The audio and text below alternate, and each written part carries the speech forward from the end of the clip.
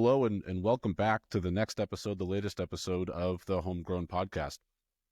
As we mentioned in our previous episodes, this is really an attempt to bring some people and some sources to our community, our rich history here in Webster and central Massachusetts. And this episode is brought to you by the THC Group, which is my consulting firm relative to regulated industries. So every time we have an episode, our goal is to uncover the hidden gems that we might have here in our community and foster some connection throughout our community, our town, and our region. And today's episode is certainly one that we're happy to host and one that we are sure you will not want to miss. So by all means, grab a coffee, settle in, and let's join our growing community of listeners here. Also, by the way, you can subscribe on Spotify, Apple Music, or YouTube, wherever you get your podcast. By all means, please do subscribe. So we're thrilled today to welcome someone who I respect, someone who I've come to respect throughout my career, a true community leader here in Webster, which is Webster Police Chief Michael Shaw. Chief Shaw has about 3 decades or so of serving our town here in Webster, starting in 1997, including his most recent rise to police chief in 2019. His journey is one that certainly is remarkable compared to any law enforcement career. He's a U.S. Marine Corps Reserve veteran and an FBI National Academy graduate, and we'll talk more about that as we get underway. And obviously, locally, he's shaped public safety here in our community with both his experience as well as his vision. So the goal today is to dive as deep as possible into his career, his philosophies, and his approach to law enforcement and policing, the evolving face of policing here in Webster, but also we're going to try to zoom out a little bit and look at our region, look at our state, and look at our nation as well. So Chief Shaw, thank you, of course, for joining us today. It's an honor to have you here. Before we get started, I do want to at least make a disclosure for folks. My brother, Josh Collins, is a police officer here in Webster as well, and obviously therefore serves under Chief Shaw's command. So that's not something that's really going to influence our discussion today at all, but I think just for the sake of transparency, it's important to acknowledge.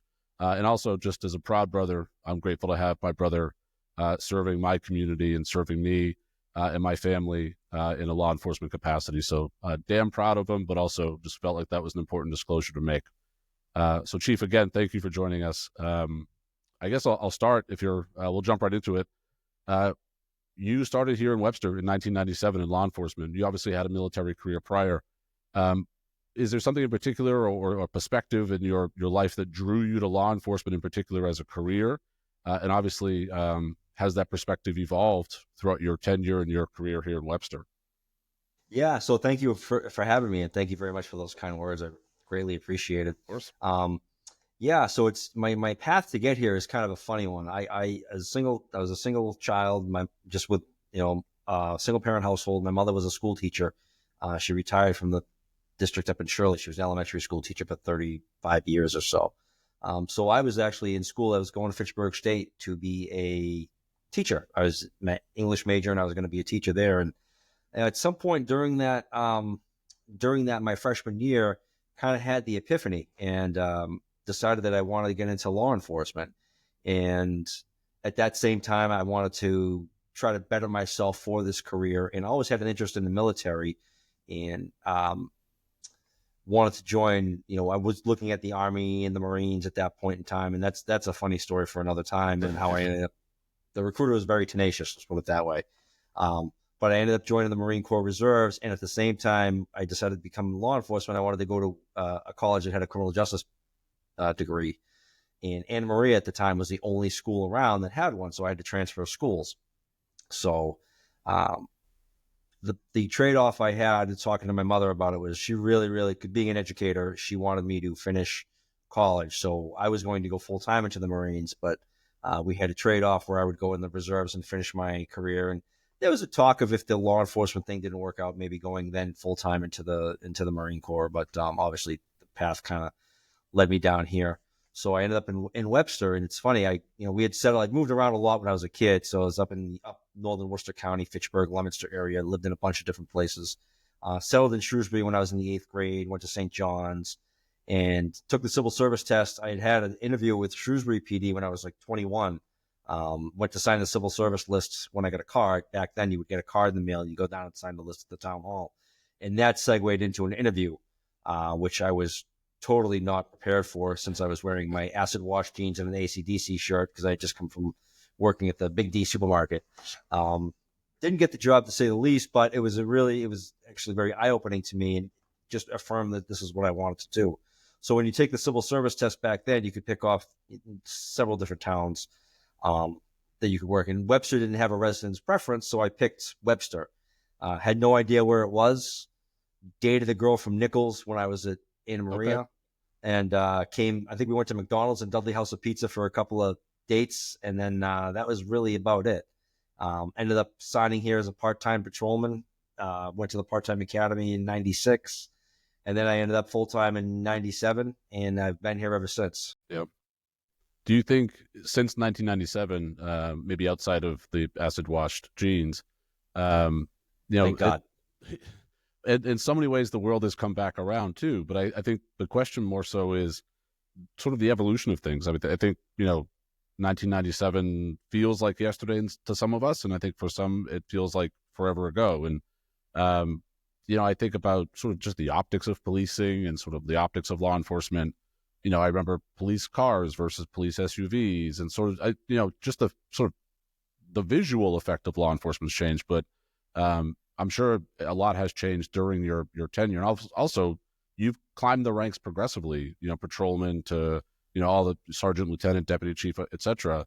How, this is a loaded question, maybe we'll generate some more discussion, but are there any sort of dramatic ways that you think policing has changed in that time frame? Or are there things that, maybe it's just some subtle changes that we may not see on the public side? And obviously, I think your roles, too, as they've increased, have brought on, I'm sure, more bureaucracy and more behind-the-scenes administrative tasks. But how has policing evolved or changed throughout that tenure of yours? Policing, especially, I think here in Webster, it's changed dramatically since 1997. The practices that had gone on here prior to my becoming employed here. Oops, I did something. Prior to my coming here, and then to where they are now, it's night and day. It's a complete and total 180. I would say it was very rudimentary back then. We had an administration that didn't believe in certain, wouldn't let us carry batons. Just was very set in certain ways of policing and believed in a certain style of policing, which there was no accountability. Let's put it that way. It was run kind of like a country club. And unfortunately, that resulted in some really, really hard times here in the late 90s and even early 2000s, not to get into the history, but it was one of those things that it was a tough time to be a police officer here in Webster. And there's not many of us left that were here then. I think there's only really 3 of us. But it was in a strange way, I'm glad I went through it, because I know what it was like, and I never want to let it get back to the way it was. So I think it helped shape me in some of my philosophies going up and moving up through the ranks. We did the community policing stuff back then, not like we did now, but we didn't. I think that Webster has now become a lot more professional as a police department than it was in 1997, 100%. And I think that's the big takeaway on that. That's a good point, because this is more of a sort of a zoom forward to recent, but I think you think about the advent and sort of the introduction now of technology in policing, and I think some of it is very visible, such as like a body camera and sort of that activity. And obviously, I'd love to talk more about sort of the rise of sort of the citizen engagement on that police officers are now on the receiving end of as well, which is the job itself has changed dramatically in what you and your officers confront on a daily basis. But also, the professionalism point is, it is a professional operation, right? Like you have a lot of technology, and as an attorney myself, I think about things like evidence and chain of custody and sort of how you build a case. And, I think Webster in particular is as of recent, and I also want to commend you and love to talk more about sort of the social media engagement that you and the department do, is you tell those stories, and I think you tell them well, of how cases get built, how long investigations take, how long your officers and your detectives, but also the collaboration you have with federal partners. And that professionalism, I think, is something that it's easy to sort of ignore or overlook or pass over. But I think the more you dig into it, you realize just how intense and how, and I, my history in the Cannabis Control Commission previously, we had to build relationships with partners all over the state and all over the country. And what helped with that was credibility and the ability to say to a peer in the FBI or in the DEA or in the U.S. Attorney's Office, take us seriously because we take ourselves and our work seriously as well. And so I think, I think about, I saw a recent post of yours about, is there a drone division now or sort of Yes, we just started a drone. We have a drone unit. Yeah. And I think, again, like you think about modern technology and how it can be adapted and deployed into policing. But it makes me wonder, I think of a community like Webster as being suburban and, we think about, we have the luxury of the lake and sort of all these, at the same time, there's a side of a community that people don't always see or engage with. And I think you and your officers sort of protect us from that side of a community as well. And so sometimes the things we may not see, we may not appreciate either. So, I think about, how does policing in Webster compare to, say, what we might see on the nightly news in Boston or New York or Chicago, and some of these more what feels like crime-ridden cities and or jurisdictions. Webster doesn't feel that way, but again, I think it's got this mix of suburban and rural vibes to it. And how does policing differ here versus somewhere else, perhaps? So I think there's a couple of ways we can answer this. Two answers for this one, two parts. I think the first part is like to regards when you talk about the big cities, and I'm not trying to say like they don't have, they have, it's a much larger agency. I mean, New York City PD is I think 30,000 cops, I think, or something. Boston's, thousands of officers. Right. So it's hard to have that engagement, that connection with your community. We have 33. Hopefully we'll be able to expand next year with in the upcoming fiscal year, by a couple more. But we're able to have, because we're a small enough community that we can know our community. We have that credibility because we're out there and we're able to connect with them. The folks on the on the suburban side, if you will, and the folks on the urban side, like we have those connections where we have that credibility. We don't always maybe see eye to eye with certain issues, or we still have a job to do. But I think at the end of the day, the Webster Police Department has credibility with the majority of our stakeholders. And by stakeholders, I mean our entire community, our entire business population, everybody. Like we do, I think we do a very good job of trying to connect with them and being transparent, in showing what we do, why we do it, and explaining showing what we deal with. And the other part was like some of the things that we deal with. It's interesting because Webster's a very unique. You hit the nail on the head. There's a lot of people out there that don't have an idea as to what we deal with, and with our social media, we try to show some of that. I can't show it all, but there's a lot of things that the officers deal with here that are very similar that they deal with in New York and in Boston. The crime laden communities, if you will. Yeah. We have a gang issue here. We have a gang problem because of our connection to Worcester. We have an influx of gang folks that they aren't necessarily maybe committing crimes here, but they're here.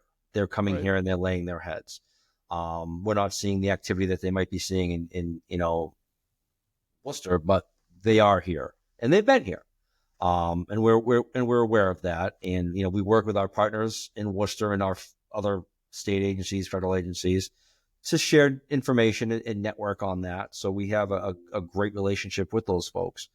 But Webster's, I always describe it as a small town with some big city problems is probably the easiest way I describe it to a lot of people that ask, like, because everyone thinks, Webster, nothing goes on there. And, it's a sleepy community. Yeah. Yeah. It's a sleepy Benjamin community. It's far from the case. I was talking to a chief from another South Worcester County agency, and he's like, I'm fully staffed for the first time in however long it's been. And I was like, that must be nice. We currently have a vacancy right now. Again, like I said, trying to get a couple more bodies on.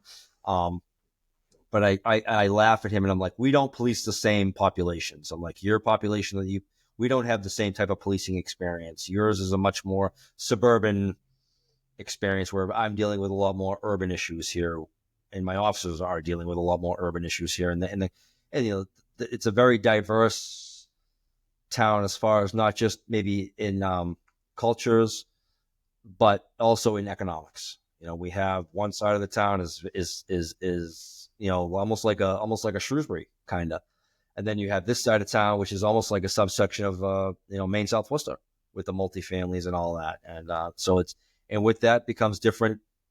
Each one has its unique set of issues, and the officers here have to be able to adapt and deal with those issues. Often in the same shift.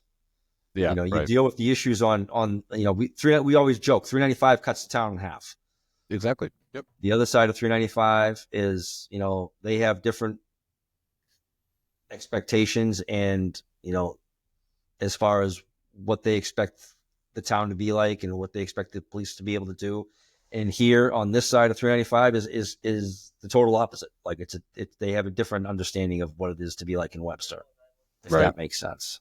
It does. And I think I used to, when I was on the school committee a number of years ago, I used to say that Webster is a community it's two communities. It's a town of two sides, or, you used to joke, or the old saying used to be about the train tracks, but I really think it's the 395 is where that split tends to occur. But my observation was that they often those two communities meet in your public schools. Those two communities meet. And I think the same would be true for the police department. Those two communities meet with a level of police engagement and what that engagement looks like, to your point. And I think the ability of your officers to serve those communities, how they serve those communities might be a different dynamic and a different interaction. One of the things that I've always been left with, and I think this is just a personal observation too, is, you're not showing up to someone's house or a motor vehicle stop or some sort of interaction. The chances are it's not that person's best day. And so the interaction with that officer could make the day better. It could make the day worse. And that's going to be dependent upon I hate to say behavior, but sort of the interaction on both sides, and how the officer approaches a situation, and how the individual, or whether it be the motorist or the homeowner, whoever it is, how they approach that officer, and the sort of the lack of civility, or the existence of civility and mutual respect, and sort of those interactions where, I could count on one hand, and it's a privilege to be able to do that, the interactions I've had with police officers throughout my life. And I've had a mixed bag. Some are, because also bear in mind, everybody's entitled to an off day or not a great shift, or, and so if someone approaches my motor vehicle and isn't in the best mood, okay, we both have sort of a role to play in this interaction. I have the respect for the officer and their responsibilities and their job, but also, to be honest, the risk that they're taking in that job. And so, I always sort of was taught growing up that you demonstrate that respect. And but I can also appreciate that in 2025, and I think we all have social media and access to it. Officers have a tough job to do in the field. And so I guess that the question I'm sort of trying to get to here is sort of, maybe what advice would you have for anybody that has that interaction with an officer in any dynamic, whether it be, again, they call for assistance in some case, or they're pulled over, for some purpose. Like what are your officers looking for in any interaction with a citizen, and how do you train an officer in 2025 for that? Or what expectations should we have for officers that we may encounter in the field, so to speak? Is again, I think the mutual respect is sort of an understanding and sort of a baseline, but are there anything else that we should consider, or that you train your officers to consider? Well, so as far as like if a citizen has an encounter with the officer, and I understand, and you hit the nail on the head, I always tell people, you're meeting somebody on their worst day. Mm-hmm. And a lot of times that may be the only time they have an interaction with a police officer in their entire life. Exactly. And if it's bad, then that's going to be their impression of law enforcement overall, whether they're from Webster, or from Boston, or from Gloucester, New Hampshire. Doesn't matter. Right. That being said, I always tell people, my advice to the public would always be nice. Very simple. Just be polite. Even if you don't agree with arguing on the roadside is never going to go good for either person. All you're going to do is just make a mountain out of a molehill. There's And things progress from there, right? Like I think matters can get worse, and obviously, again, putting the lawyer hat on, like sort of the meter's running, so to speak, and the more that you can add up a list of or series of charges in that environment. So the goal is to de-escalate on both sides, but yeah. again, I think maybe this is what do you look for in, let's say you have some vacancies, sort of you mentioned obviously the demographics of a community and wanting the community policing philosophy. When hiring officers, sort of are there criteria that you look for? Are there particular backgrounds that you try to hire from, and or that would make someone, I hate to say a good police officer, but sort of an ideal candidate, so to speak, as far as folks that you'd be looking to recruit into the Webster PD? That's great. That's great that you asked this question, because we're actually going through that process right now, because we went through a hiring, we gave a test, and we have the as part of our test, it's a pass fail. It's given by an outside agency. We had 6 folks take it. Then we do a PT test, which just mimics the evaluation for the assessment to get into a police academy. You have to mimic those standards. So we don't want to hire somebody and then have them not be able to go to the police academy. And it's the baseline is very low, so it's achievable. It's not easy, but it does require some effort. But I'm of the opinion that we're held that we should be able to maintain a physical fitness standard. Of course. So once they pass that, one of the things that I look for, and this is the first question I ask if they get to the oral interview, is why do you want to be a Webster police officer? Because I want somebody that wants to work here, because I think Webster is a very unique department. We have a unique relationship with our community. We're very proactive. We're very, I don't want to say, I say aggressive, but I don't mean like physically aggressive. I mean, we go out there and look for bad guys. We go out there and enforce the law, because I think that's how you can prevent a lot of crimes from happening. At the same time, we also want to engage with our community. And I want somebody that has that mindset where they can be both a warrior and a guardian. Like right. That same officer that wants to go out there and stop cars and be aggressive, doing proactive patrol, but at the same time will volunteer at our community engagement and help out with our basketball program, help out with our junior police academy, have an interaction, give a kid a sticker when you see him out at Honeydew at the coffee shop, or have those. So somebody that's got kind of that both mentality of the warrior and the guardian, and know when to turn that on. Right, exactly. I think that's what we look for now. Policing went from, they were like, when I first got started, we were big into the warrior mentality. You go out there, the goon squad would go out there, and we kind of ruled by fear, and that doesn't work. Right. That doesn't work. And then we went into the guardian mentality, where we kind of, community policing was a huge thing, and we got away from that warrior mindset. But I think that there's a good officer has both, because there's a time when you have to use both. Both have to come into play.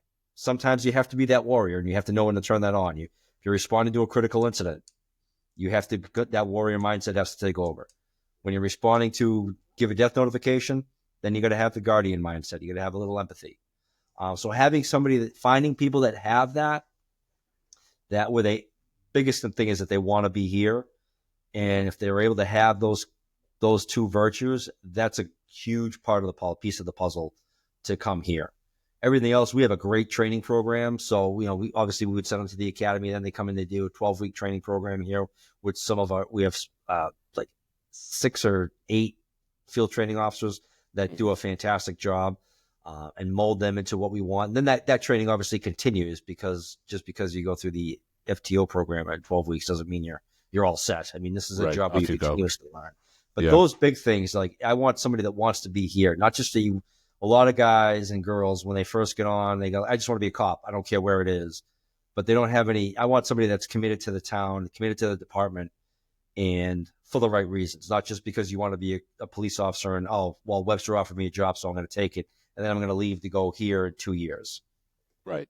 Well, you're putting community resources into developing that officer, and obviously you want, in today's day and age too, it's interesting that, law enforcement is one of the remaining careers that people can choose where, I think a lot of people look at their job as simply a job. I work at this place today.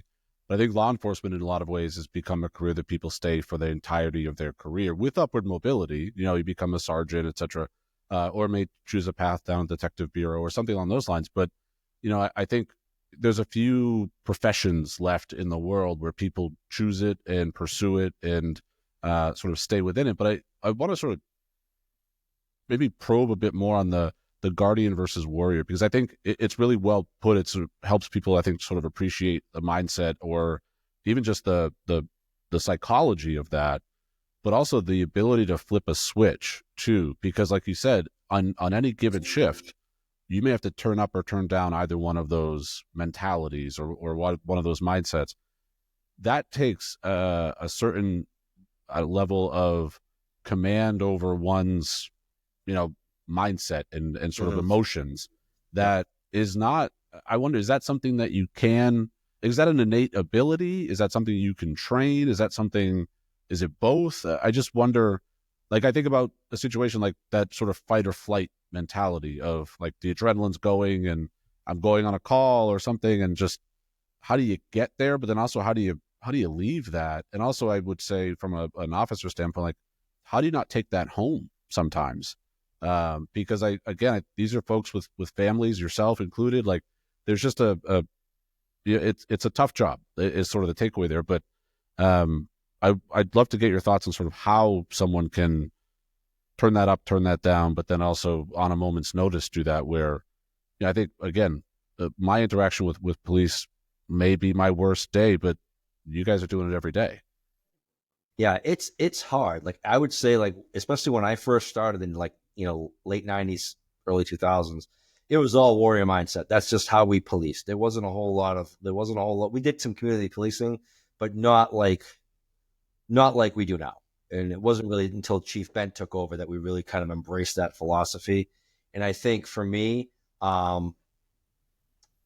that's kind of when the switch happened. I think you can learn it. I think it has to be a philosophy that we all have to embrace and be aware of it. And I don't think a lot of people are, because I think there's been such a focus over the last 5 or 6 years where, law enforcement's been under a ton of scrutiny. And I think officers are somewhat hesitant now, especially with the last 3 or 4 years, some of the rulings from the courts and some of the procedures that we have to follow through the courts. Most recently, we have a new procedure that we have to follow, which is just really the officers are getting disheartened, and it's tough. But it's one of those things. I feel like if you embrace it as a department and have that mindset and know that those expectations there are going to be times when Mike Shaw goes into a call and I'm hopped up on a critical incident, and I may not realize that, hey, now you need to de-escalate. But if my partner next to me says, hey, okay, back off, pulls me out, gives me a little rudder tap, that may be enough to shift it. But if he recognizes it, then he can step in. And we see officers doing that too now, more so than we did years ago. One officer will step in and say, hey, I got this, and deal with somebody, especially like during a booking process where that interaction can go sideways or escalate further.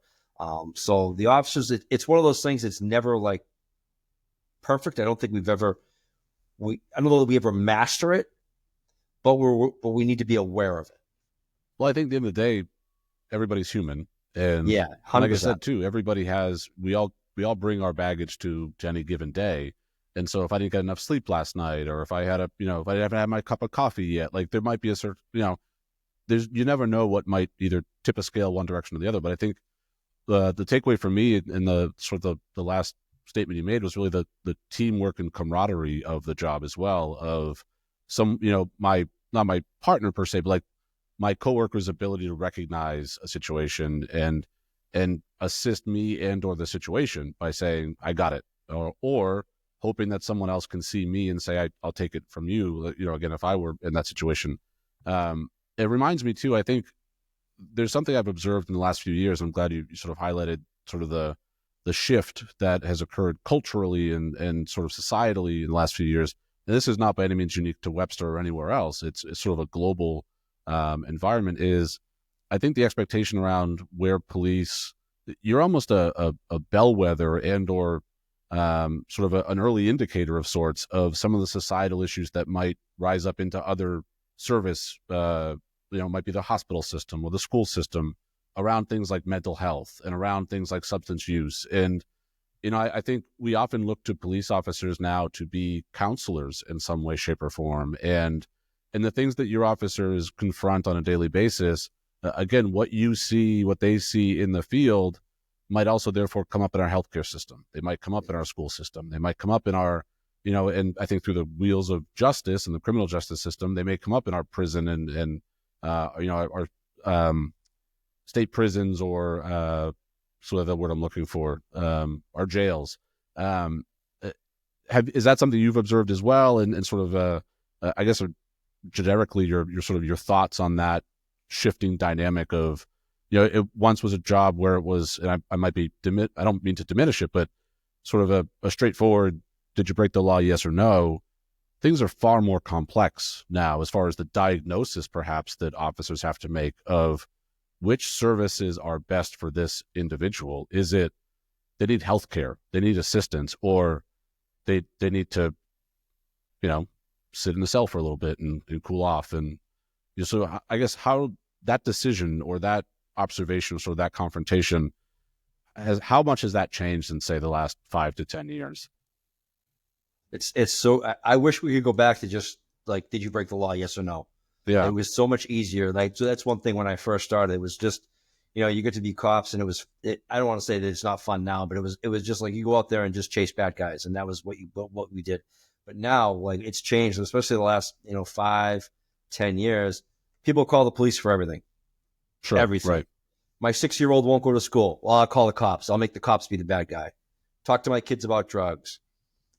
We get more calls for Section 12s for people that are Mm-hmm.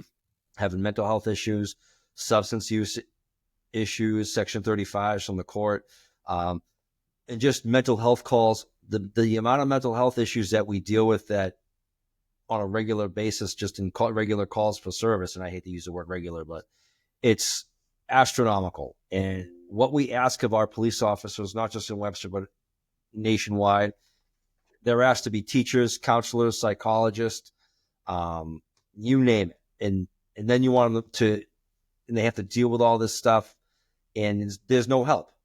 And there's fortunately with Webster, like we have a community outreach advocate that we brought on a couple of years ago, which was, unheard of to have our own.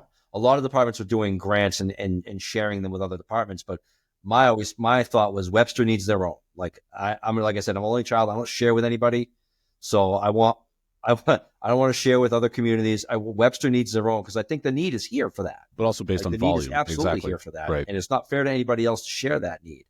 But it's very frustrating because, we'll Section 12 somebody, which is if somebody is having thoughts of hurting themselves or others, the officers have the ability to fill out a form and they can go up to the hospital and be screened. 9 times out of 10, that person's out of the hospital before the officer's off their shift, and they're dealing with them again a week later and again. And it seems like the systems are broken. And it's frustrating, and it's really, really, it can be a lot. We ask a lot of our police to do above and beyond. Like I guarantee if I went down and asked everybody working here, if we could take the mental health aspects of the calls out of what you do as part of your daily duties, and you could just do law enforcement stuff and investigate crimes and go look for bad guys, how much would that improve your job? And I guarantee you they would all be like 100,000%. But it's hard because it's challenging, because we didn't get into this job to be counselors. Yes, does that happen from time to time? Absolutely. Do we do a good job at de-escalating? Absolutely. These guys and girls do a phenomenal job based on, and they've, there have been more and more trainings for this, but the role of a police officer is so much more now than it was 10 years ago. And it's just continuing to evolve. But at some point, like, how much more can you ask of them to do? It just gets to be so much. And at the same time, crimes are still being committed. Exactly. Like that's still going on. And so, but we're taking all this time to deal with the mental health issues that are going on, and there's no services for these folks to get checked, to get help.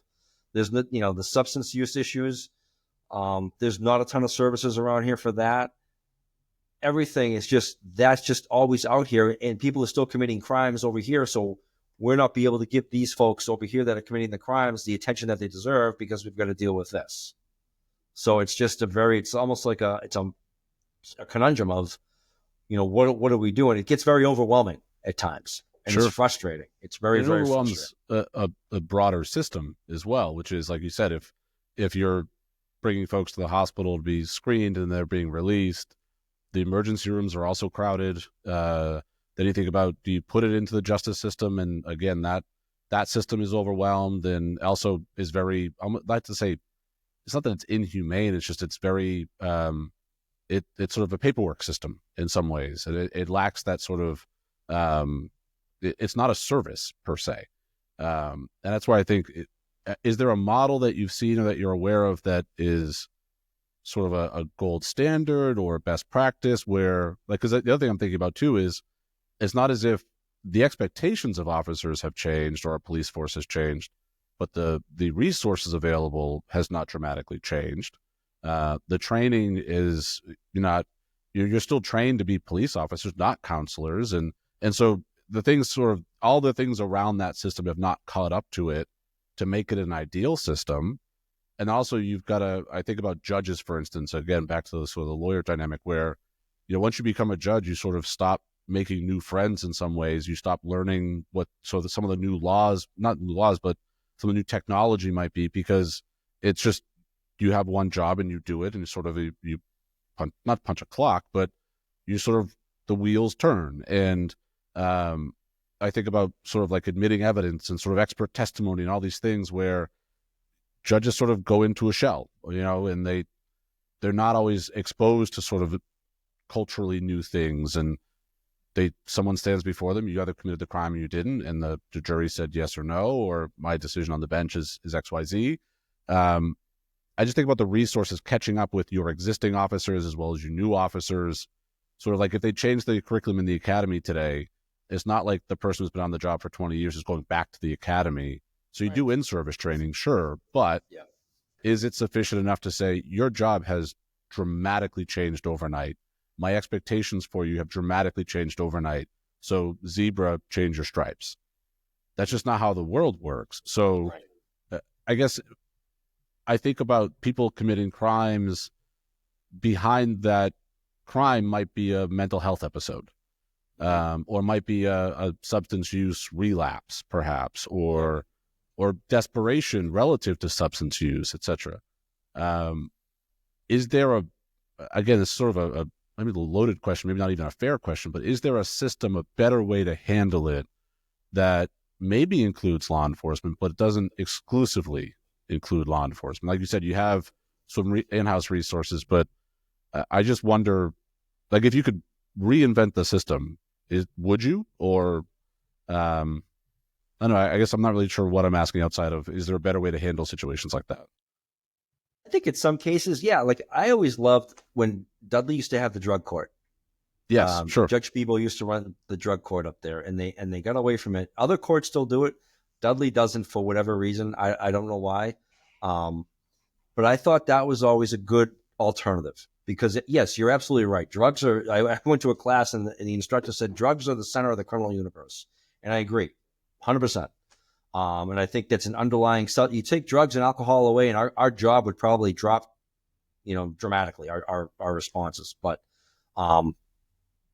so that's obviously, we need to fix the underlying cause for a lot of things, for a lot of problems. Right. And that's them. I thought the drug court, some of those alternative programs out there are good. Obviously, they're only as good as if somebody doesn't want help, then it's not going to help them. I mean, that's right. The one thing I've learned is, you can't just force somebody to go to rehab. You can't drop them off at ad care and think they're going to get better. But I think sometimes on the second, third, fourth try is when it takes. And that's what I relay that to my officers. When I was involved with the opening the word recovery center, and we were doing what started all this with the co-response models, when I had recovery coaches and social workers coming out here. We would go do follow-ups after folks overdosed or had some kind of interaction with the police and there was a substance use issue there. We saw some decent results from that, and we still do. Like, we still do see some good positive results from Jen's interactions with folks, and having her here is definitely better than not having her here. I think that's a step, but I think that having the resources to refer folks to, whatever those could be, I think would be beneficial. I feel like there's just a lack of them here. Yeah, that's fair. And I think that's one of the problems about like Webster being where it's located. We don't get a lot of the services that they do in, say, Worcester or some of the bigger areas in the Metro West. We just don't have folks here don't have access to those services. So it's not always something that is available. So they don't get the help. And that's a good example of sort of back to the point we made earlier, where you have a lot of the issues of a city, but I hate, the urban sort of issues that someone might expect, but you also have that sort of suburban setting. And, we think about Worcester as being close by, but it's not necessarily accessible to a lot of people. We don't have public transportation to the same extent that they would in, Worcester or Boston or, and I think it might as well be a different country for some people as far as how inaccessible it is. But for us, it's a 15-minute drive. Well, don't have access to a vehicle, don't have a driver's license, all those things, don't have a ride. Now I've got to wait for a bus that has, doesn't come as often as you would hope. And so I think for a lot of folks, it's a world away. And if those resources aren't literally downtown, then they're just not accessible. And if they're not supported with funding and personnel and consistent funding as well, because, back when I worked in the State House, that was always a chronic issue, was how do you not just get funding, but every year it's a fight to preserve it, or it's a fight to meet cost of living, or sort of just the cost of living of a contract. And so a center might be open for 6 months to a year, but then if it closes, there's no lasting impact of that. And we pilot, we experiment with a lot of things, but these are people's lives. These are people's well-being and quality of life. So it's tough to have the resource and then pull the rug out from under them as well. And that doesn't bode well for anybody. Again, where we're going to see that is with law enforcement interactions most often. Yeah. And a lot of people don't want to leave Webster. Like, a lot of people don't want to go to the city. They want to stay here. They're not comfortable leaving what they know. And we tried when we tried the Opening the Word, we opened that during COVID in 2020. We just had to close it, unfortunately, in 2024 due to lack of, we couldn't staff it. All our funding was basically either donations or fundraising. We had some very generous donations, but we weren't able to open for regular hours. It was kind of just when the programs were there. So I feel like we missed a lot of people because we weren't able to target the walk-in population. Which is really what my hope was when we started that, with Pastor Janice, was to try to have a place where folks could drop in, and you might catch those one or two people that need help and looking for help, and that's the day that they decided to get clean, and that's they want to go there. And there's no rhyme or reason for why today's that day, but you want to be there when that person makes that decision, and right. That's a small window. It right? is. You think about human nature. You think about the psychology of such a moment of clarity to say, today's the day, now's the time. And then you go and the door's locked and you think, there's my sign. It's not meant to be. And I think that's a sad reality. And again, I think my expectation of law enforcement has never been that officers are those counselors, but you are in some ways sort of not the gatekeeper, but it's an access point and I think it's like the fork in the road moment, right? Of, if I put this in the system, you go down a path of justice and sort of enforcement, but what you really need is support and services. And that fork in the road moment, I almost think of like an officer as almost a guiding hand in that situation to say, here's the path we want to put you on. And more often than not, officers would want the good nature and sort of the good faith is to assist, to assist in that moment. And the assist is, we'd love to provide you those resources. They're just not available. But alternatively, therefore, it's no longer a fork in the road. It's a one-way street. And I think that's it's a sad reality of some of those interactions, and also how things lead to, again, like you said, if sort of drugs and alcohol are at the root of all of those things, it's a root cause of something, and you're treating oftentimes the symptom of it, which is the desperation related to it, or frankly, just the impairment of things. We don't make good decisions, and Yeah. we don't always make good decisions, perhaps, but yeah, I think that's again, I appreciate the effort you put in personally into pursuing some of those resources, as far as making the connections and serving as a community leader. As far as, I think your support speaks volumes to motivating others to get involved as well. And so I know that's not lost on you. And again, I think your status in our community as being a voice of reason, but being a voice of maturity to say, I just, again, the optics of that are powerful. Of, we as law enforcement want to stand behind our residents, our citizens, and provide them services, because we know that the alternative is they sort of just become they get put into a machine, and that machine keeps turning, and sadly, that follows you too. So I guess on the flipping the topic a little bit, but zooming further and further out a little bit too, one issue I know police officers have had to encounter as of late is sort of that sort of new accountability standards, right? So you have new agencies being developed. Again, this is a phenomenon across the country, not just here in Webster, not just here in Massachusetts, but Massachusetts has specifically looked at things like police officer accountability, and some of that is department by department, as far as an officer's history, and sort of you think about like your record, your personnel file following you everywhere you might go. How has Webster handled that? And I don't know if folks might not be aware, as far as our listeners are concerned, but there's sort of a new agency called the Police Officer Standards and Training Post. Yep. It's a commission that is really like a statewide repository of sorts, but also certifies officers now. And so there's certain criteria in addition to you mentioned like the academy and things, but officers have to be certified to serve. And that certification is something that would follow you. So you mentioned if an officer starts in Webster but transfers to another department, or if Webster transfers someone in from another department, that sort of central repository would be that information. How is Webster engaged in that effort? And I guess, how do you strike a balance between that new accountability standard, which, to be honest, it can hover over somebody and sort of hover over a department or an individual officer, and how do you balance that with officer morale and motivation, and sort of, you think about rallying the troops, so to speak. How do you do both of those things at once?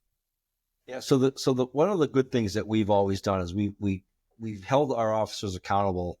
So when the post came into effect, it wasn't a huge change, other than the fact that if you had some issues on in your personnel file, some internal affairs reports that were sustained, and they went to post, they were reported, so they're on the public database. So that's obviously, for some officers, it was, it's could be, I guess, it's a little disheartening or embarrassing, but it is what it is. It's all public record, so somebody could find it if they wanted to prior, I guess, with the new public records law. But so obviously we complied, but we've always held that standard prior to post, so it wasn't really a huge change.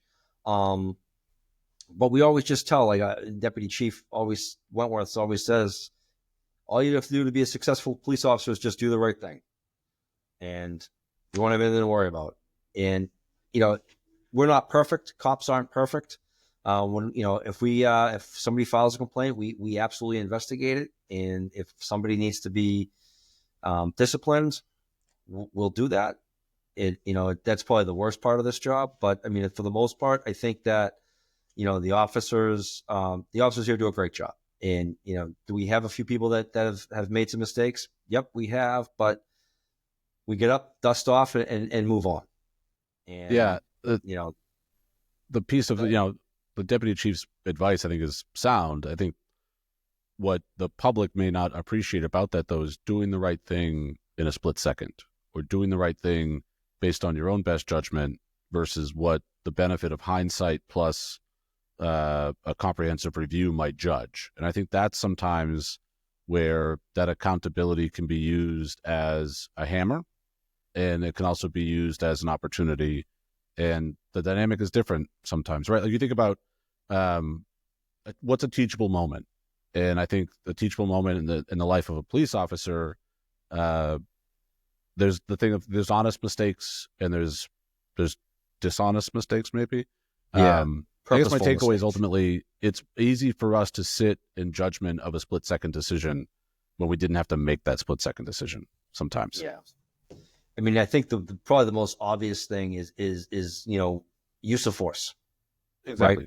Right. Use of force never looks pretty, never looks good, no matter how slight or it is. Anytime an officer has to put their hands on, take someone to the ground, it looks bad. And especially when we see it in social media or we see it on the news, Exactly. we only see the snippet of the actual force. We don't see what leads up into that.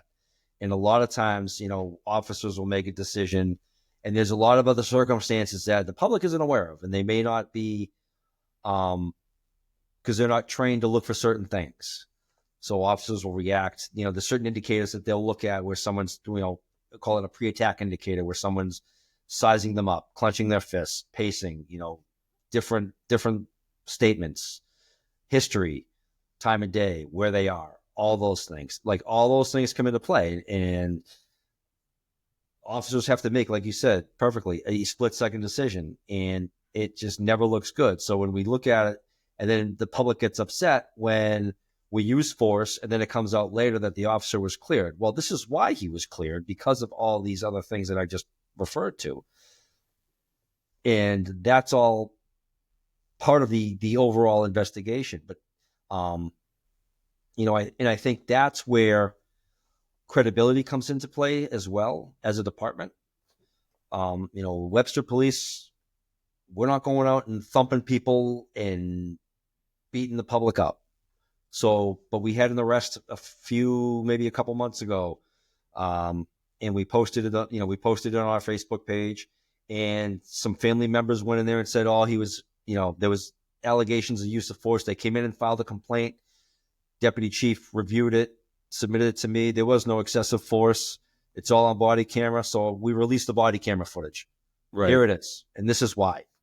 And I feel like it refuted every allegation they made. But had we not had those body camera footage, or had we not made that post, it would just be out here lingering in social media land. Oh, the Webster Police beat up a 62-year-old man, which is not the case. Yeah, but I think it sort of leads to two questions. One is, because that's the sort of not the case I was thinking of, but those are the sort of the examples that come to mind when I think about the split-second decisions. It also speaks to your earlier comment relative to the warrior and guardian mentality and how quickly someone might have to shift that. Because obviously, if there's folks with cell phones all around, like the officer's thinking, I have to protect everybody in this situation, including the person that's filming it, as far as they're close enough to the situation to be within camera shot of it. And so if things escalate quickly, like I have an obligation to this environment right here, myself as well, my fellow officers, but also everybody that's sort of around the situation.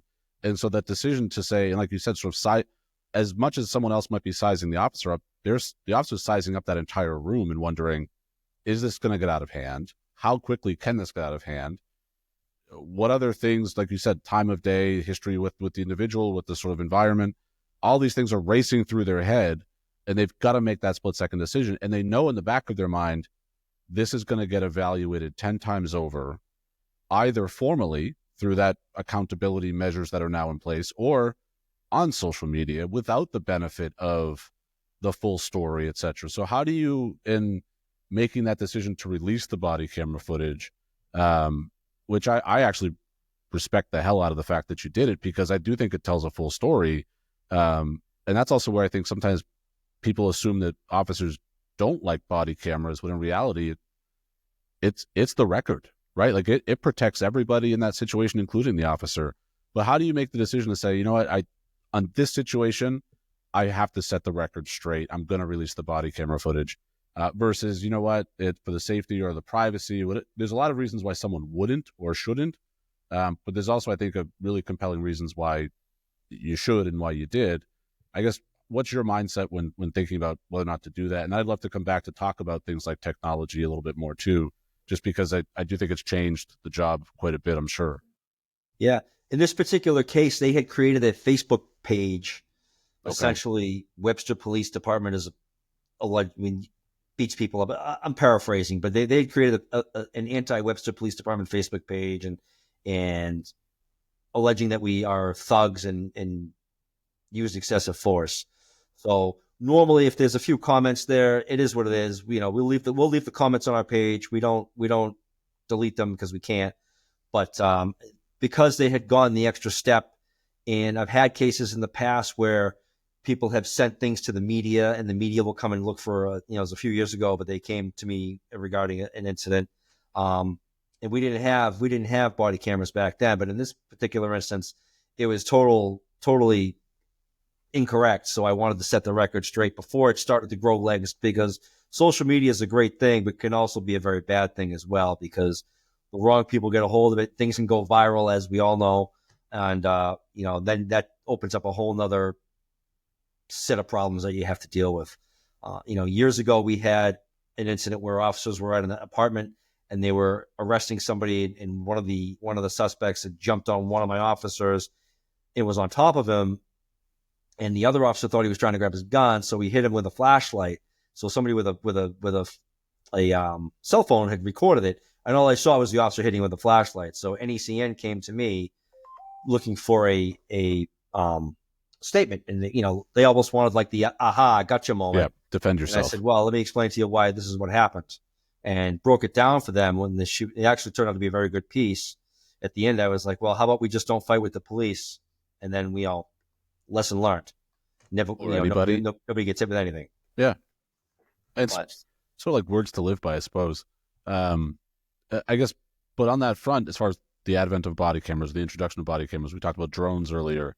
I guess those tools, we'll call them tools, do they bring challenges as well, as far as, because we think about, it's nice to have that full record. It's good to have, these things recorded in the event that things go sideways.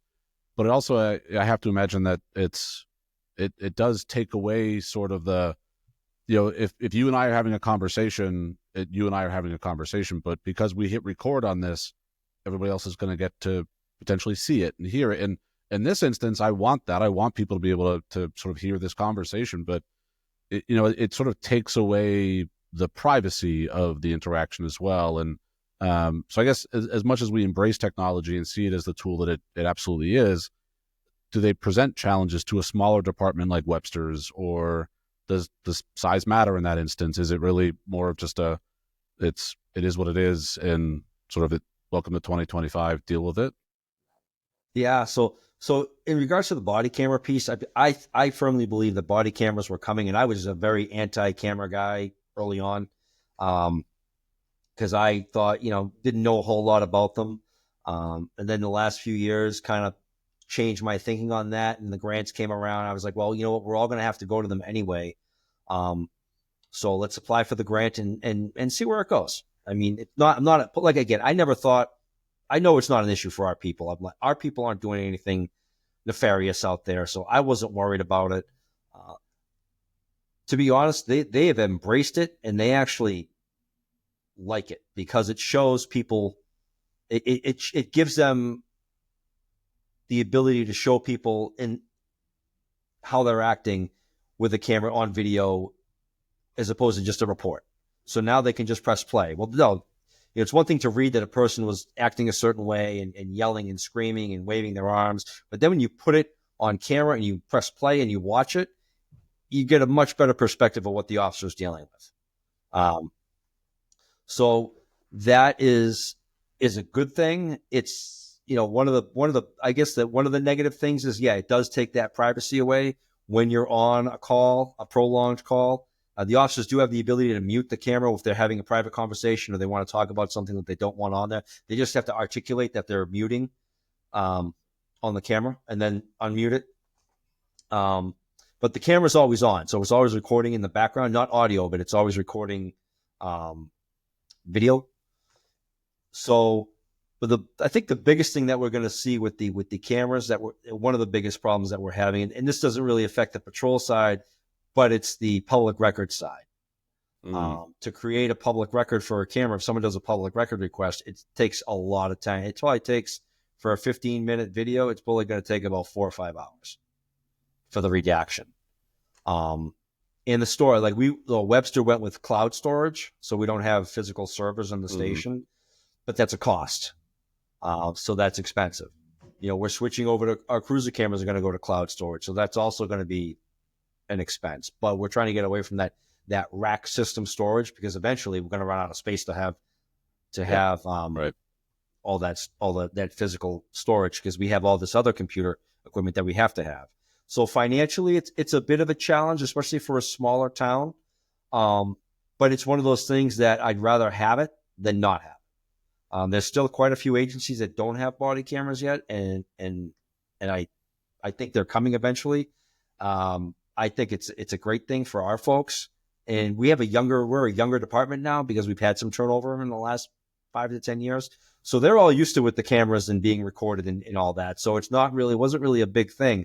They were asking for it prior to us getting them. Some of them, some of the older officers were a little skeptical, but I think that it hasn't, knock on wood, it hasn't hurt anybody yet. And it's actually, right. I like to utilize it via the social media to show what we deal with, because I think it's important.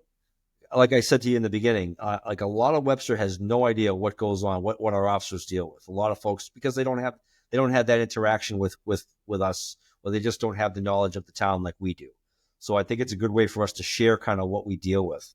We just started a drone unit, so we were able to use some of our drug asset forfeiture funds to purchase a drone, which is a great tool. Some of the detractor on that, now we have a cruiser that's dedicated to that. We have 3 officers that are trained in it, but there's training, there's maintenance, there's costs that go along with that, but it's a good asset to have. We've used it a couple of times in searches, and it also helps us in mapping out accident crashes. We're part of the Semlec Recon drone unit, rather, so they go out and help other agencies that maybe don't have drone or they need more than one. So it's a great asset to have. It supplements our canines if they're doing searches, our SWAT teams if they're doing tactical entries. The uses for it are unlimited. We bought a smaller one that we could actually utilize if the fire department needed to go and check out like a chemical leak in a house. We could send the drone in to go try to find the source of that. So it's some pretty high speed stuff, which I never thought we'd be doing. But here we are in 2025 doing that. But it's definitely, there's also that brings some challenges as far as rights to privacy, are the police spying on us? There's a trust issue there. I've seen that. We haven't had to deal with that here in Webster, at least not yet, but I have seen that issue raised in various other communities locally and nationwide. Well, and I have to imagine the balance is where I think, especially in your specific role, that's something that you've got to consider and you've got to maintain sort of a vigilance on, which is what level of transparency is appropriate and helpful to say, this is what we now have, this technology, this is what we're using it for. And I think because you've been so engaged and you've been so active in social media and you've been so public, there is a trust, an inherent trust built into that. Whereas if someone discovered that, they have a drone now, and now it's like, then the whispers start, right? So I think the more proactive you've been, but also I think the fact that you've used the body camera footage to display that these are the facts, this is the image, reach your own conclusions versus what you might hear from one side or the other. Like, because again, your officer is going to have a perspective on the interaction, so too is the individual that the interaction was with. The body camera footage is just the record. This is what happened. It's objective.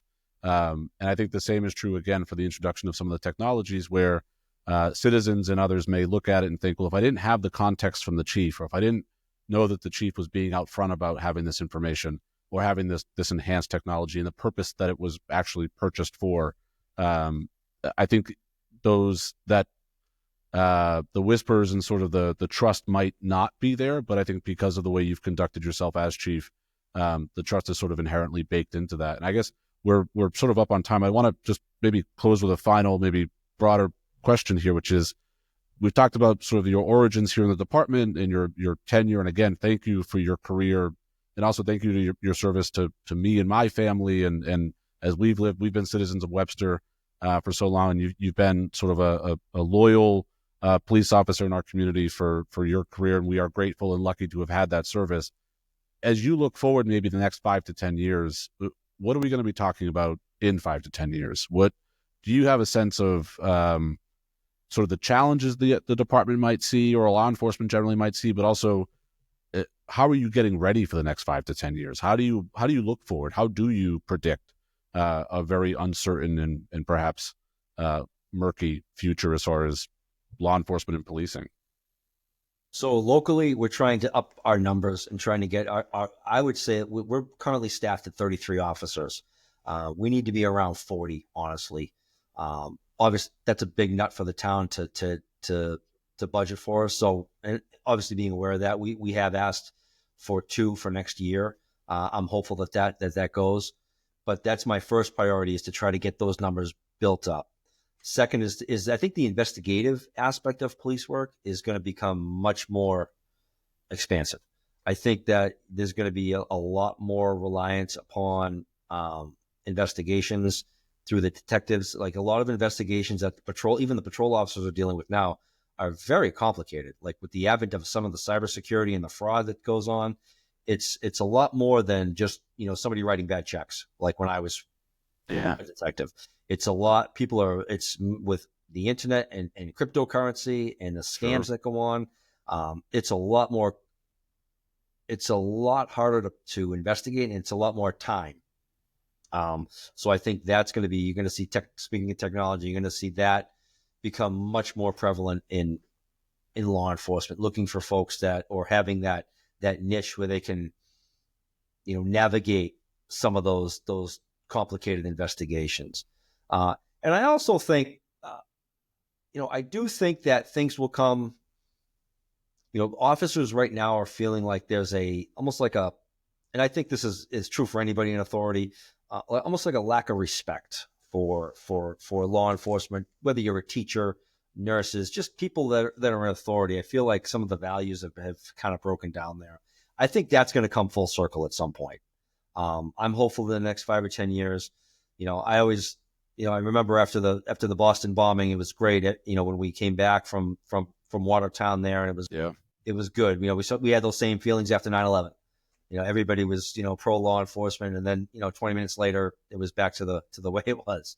I'm hopeful that things change and we kind of get that respect back to where it was, maybe 20 years ago, where, if you had an interaction with the police officers, it wasn't always a negative one. It was a good one. And, there was respect shown by the kids and by adults, and the kids learned from the adults. So I think that's what I am hopeful to see.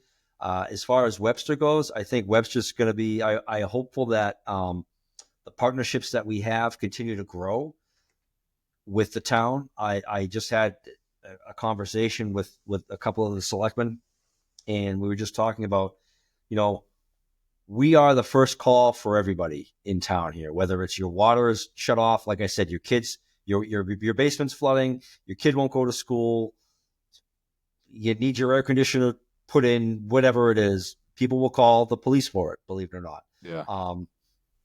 And I think that's gonna continue. But I also think when I first took over as chief, my long-term goal was to make better a Webster place. And to do that, I had a series of short-term goals that I've been meeting.